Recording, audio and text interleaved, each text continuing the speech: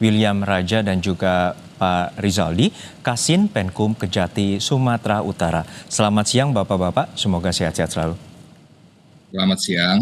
Ya, Terima saya kasih, Mas. ke Pak Rizaldi terlebih dahulu. Pak Rizaldi, untuk saat ini sepertinya menjadi perhatian publik terkait dengan terdakwa Amsal Sitepu ini. Lalu sebenarnya seperti apa konstruksi perkara hingga dinilai merugikan negara hingga 200 juta rupiah?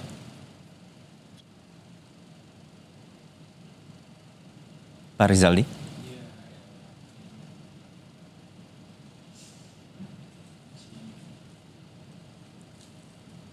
Maaf Pak Rizaldi, sepertinya masih termute audio Zoom-nya.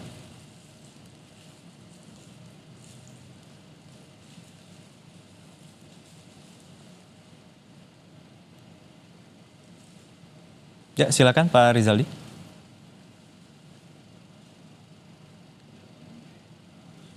Baik, tampaknya masih mengalami kendala teknis. Saya akan menuju ke penasihat hukum dari Amsal Sitepu. Pak William, untuk saat ini sebenarnya seperti apa kronologi hingga akhirnya klien Anda ini ditetapkan tersangka dan juga menjadi terdakwa untuk saat ini? Seperti apa saja yang Anda ikuti dan adanya dugaan? Apakah ada dugaan kejanggalan? Baik, terima kasih sebelumnya. Kalau untuk kronologi mungkin sudah banyak beredar juga di media bahwa Amsal Sitepu ini awalnya melakukan penawaran dan pada akhirnya diterima oleh masing-masing kepala desa. Dan yang menurut kami yang menjadi aneh, ini adalah perkara korupsi. Tentunya berbicara tentang kerugian negara. Yang menjadi pertanyaan di kami selaku penasihat hukum juga, ternyata kita dapati kerugian negara ini dihitung oleh ahli yang kita tidak ketahui, yang disertakan di dalam dakwaan. Hasil perhitungannya itu juga dimasukkan di dalam dakwaan. Dan pihak inspektorat menyatakan ada ahli lain yang menghitung, tetapi ahli itu tidak pernah diperiksa di pengadilan. Dari mana kita tahu cara dia menghitung dan bagaimana kredibilitasnya? Itulah yang menyatakan ada editor nol, ada yang lain nol, ada yang lain nol. Yang menghitung ini siapa? Apakah dia, jangan-jangan dia ahli gizi? Kita kan tidak tahu juga. Dan ini kan bahaya untuk hukum kita di Indonesia. Kalau ke depan cara-cara seperti ini tetap dibuat. Oke, untuk Dari saat ini kami, sebenarnya bukti-bukti apa saja? Kan artinya klien Anda ini menawarkan proposal ke masing-masing desa dan nominalnya sekitar 30 juta rupiah untuk membuat profil sebuah desa nah di Kabupaten Karo. Untuk saat ini bukti-bukti apa saja yang telah Anda kemukakan ataupun klien Anda kemukakan di meja persidangan? tentunya karena Amsal ini orang awam yang tidak paham hukum, kami ini berjalan dengan bukti yang sangat minim. Karena semua bukti itu ada di pemerintahan desa. Dan dari keterangan kepala desa, semua administrasi itu sudah diselesaikan. Begitu juga dengan pekerjaan, 100% selesai dan sudah dibuatkan berita acara serah terimanya dengan semua kepala desa masing-masing. Kepala desa juga secara pekerjaan tidak ada melakukan komplain. Makanya ada beberapa dari mereka juga bingung, ini kok bisa jadi masalah. Oke. Baik, saya ke Pak Rizaldi. Pak Rizaldi bisa mendengar suara saya?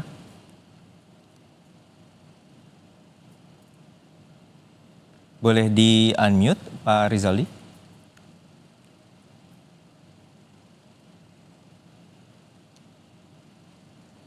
Baik, tampaknya belum bisa mendengar audio dari studio.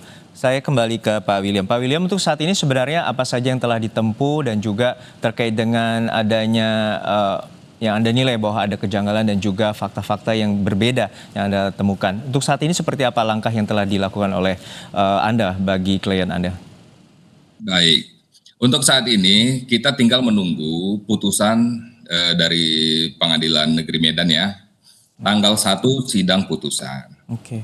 Dan semua proses acara ini sudah selesai pemeriksaan. Begitu juga dengan pembuktian. Tinggal menunggu putusan dari majelis hakim nanti. Dan untuk saat ini seperti apa kondisi juga dari Amsal Sitepu yang mungkin akan menanti putusan pada 1 April mendatang? Baik, pada awalnya tentunya dia sangat down ya, apalagi ada seorang masyarakat yang tidak tahu apa-apa tiba-tiba di penjara. Tapi keadaan itu saat ini sudah berubah. Beliau juga sudah legowo, bahkan mengatakan dia tidak ingin ada lagi pihak-pihak lain yang merasakan hal yang sama seperti yang dia rasakan. Karena ketika dia bekerja itu dia tidak pernah terpikir akan hal-hal yang seperti ini. Karena memang fokusnya hanya bekerja selaku videografer profesional.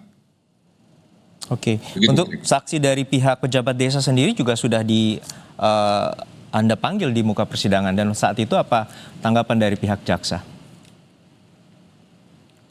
Yang memanggil kepala desa adalah dari pihak jaksa penuntut umum. Oke. Nah, saksi yang dari kita itu hanya karyawan dari Amsal sendiri. Bahkan ada beberapa karyawan yang bahkan tidak berani menjadi saksi. Karyawan yang ikut mengerjakan profil desa ini. Oke, artinya sudah melakukan sebuah upaya dan juga nantinya akan menunggu di putusan persidangan pada tanggal 1 April mendatang. Saya kembali ke Pak Rizaldi. Pak Rizaldi bisa mendengar suara saya?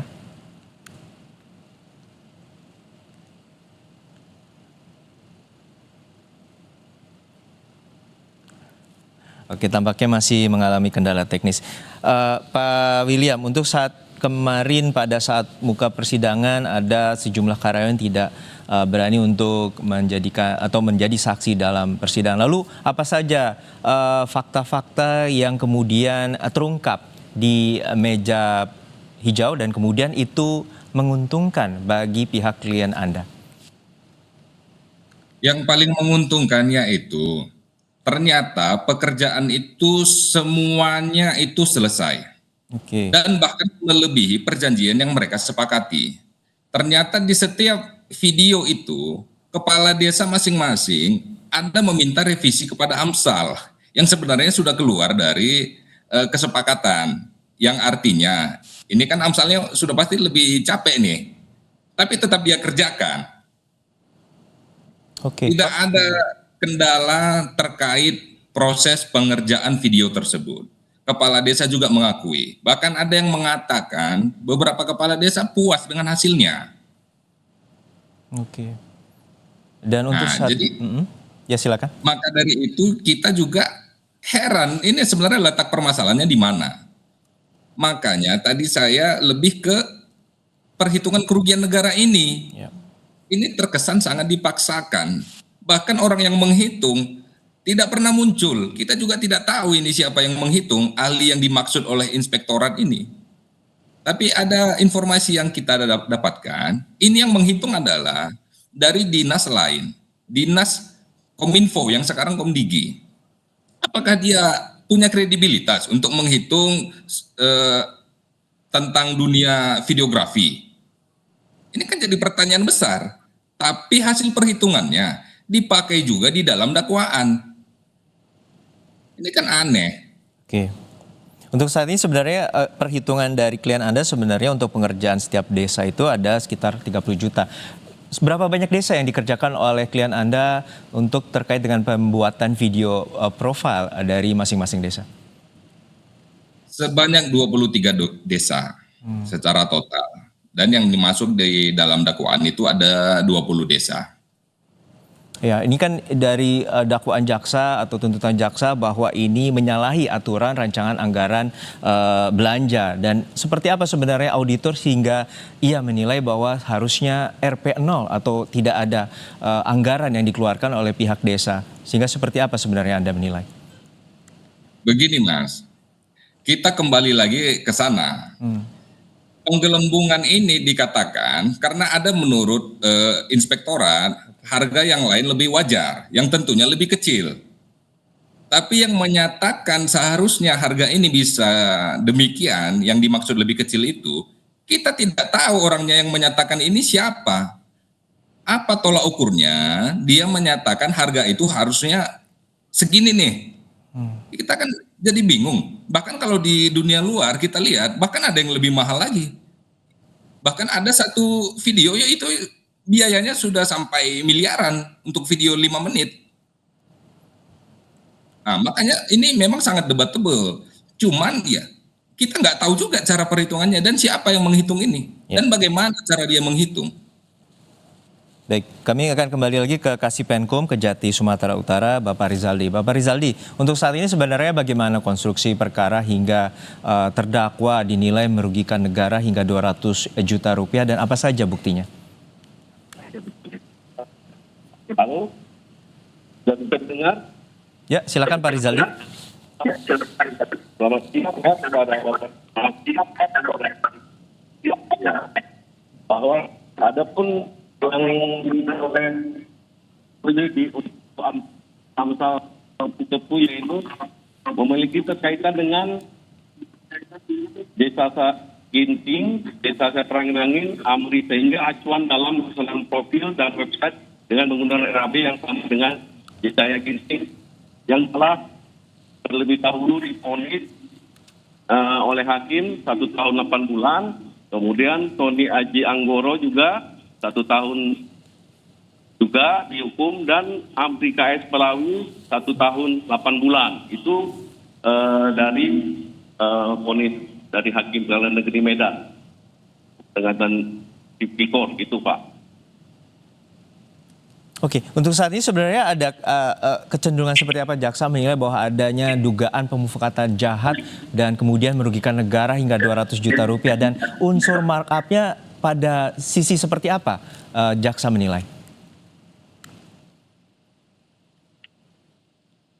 Pak Rizaldi? Seperti ini, Pak, ya.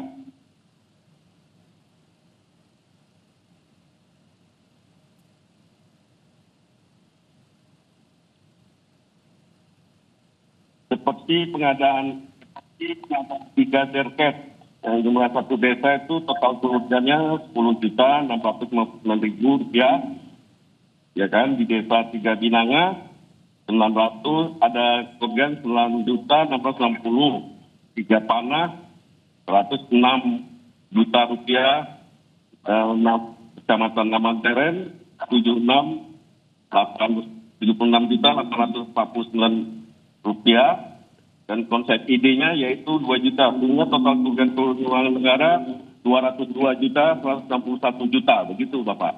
Jadi artinya ini hanya kliennya yang kemudian Anda nilai atau pihak jaksa menilai bahwa melakukan markup, dan apakah juga ada unsur lain terutama menguntungkan pihak lain seperti anggaplah pemerintahan desa? Tidak, Pak, itu yang menguntungkan bagi diri sendiri itu, Pak, seperti Amsaludin itu, Pak, di Amsal, Pak, seperti itu, Pak.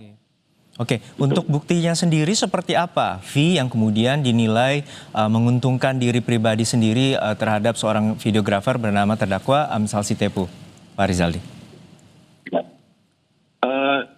Terjadi kemahalan harga, Pak, seperti pengadaan drone gitu ya, Pak, ya, terus dubbing. Nah, itu harganya sudah kita minta penilaian, Pak. Ternyata itu di markup, Pak, gitu, Pak. Seharusnya tidak seperti segitu harganya, Pak, gitu, Pak. Demikian, Pak. Oke, untuk kasusnya ini sendiri terjadi di anggaran atau rencana anggaran di 2020 hingga 2022, benar, Pak? Ya, benar, Pak. Oke, dan kemudian ditemukan adanya unsur markup hingga 200 juta rupiah. Lalu seperti apa kemudian saksi yang memberatkan terhadap terdakwa? Setelah dari ahli juga, Pak, memberatkan, Pak, bahwa ada kerugian negara di situ, Pak, terdapat, Pak, itu dari pihak lainnya, Pak, kita jalan. Artinya ini dari pihak inspektorat atau dari auditor? Dari inspektorat, Pak. Dari inspektorat. Oke. Ya, Pak. Baik, kita nantikan bagaimana proses jalannya putusan yang akan dilaksanakan di Pengadilan Negeri Medan, Sumatera Utara pada tanggal 1 April nanti dengan terdakwa Amsal Sitepu, seorang videografer yang saat ini menjadi terdakwa kasus dugaan markup atau korupsi